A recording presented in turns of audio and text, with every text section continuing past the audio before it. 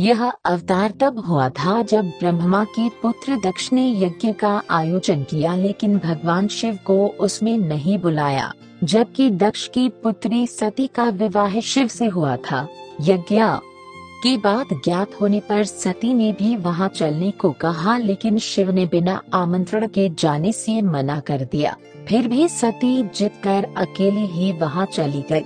अपने पिता के घर जब उन्होंने शिव का और स्वयं का अपमान अनुभव किया तो उन्हें क्रोध भी हुआ और उन्होंने यज्ञ वेदी में कूदकर अपनी देह त्याग दी। जब भगवान शिव को यह पता हुआ तो उन्होंने क्रोध में अपने सिर से एक जटा उखाड़ी और उसे रोषपूर्वक पर्वत के ऊपर पटक दिया। उस जटा के पूर्व भाग से महाभयंकर वीरभद्र प्रकट हुए। शास्त्रों में भी इसका उल्लेख है।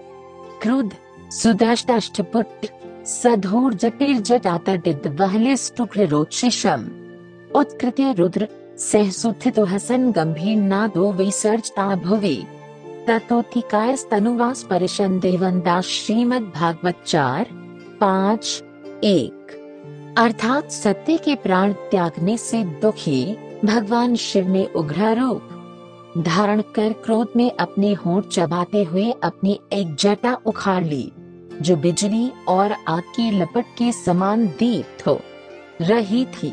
सहसा खड़े होकर उन्होंने गंभीर अट्टहास के साथ जटा को पृथ्वी पर पटक दिया। इसी से महाभयंकर वीरभद्र प्रकट हुए।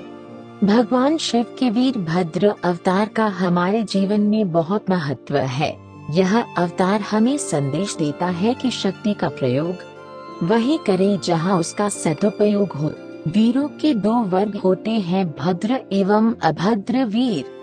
राम, अर्जुन और भीम वीर थे। रावण, दुर्योधन और कर्ण भी वीर थे, लेकिन पहला भद्र सभ्य वीर वर्ग और दूसरा अभद्र असभ्य वीर वर्ग है। सभ्य वीरों का काम होता है हमेशा धर्म के पथ पर चलना तथा निस्सहायों की सहायता करना। वहीं असभ्य वीर वर्ग सदैव धर्म के मार्ग पर चलते हैं तथा निःशक्तों को परेशान करते हैं।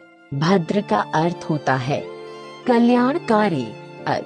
वीरता के साथ भद्रता की अनिवार्यता इस अवतार से प्रतिपादित होती है।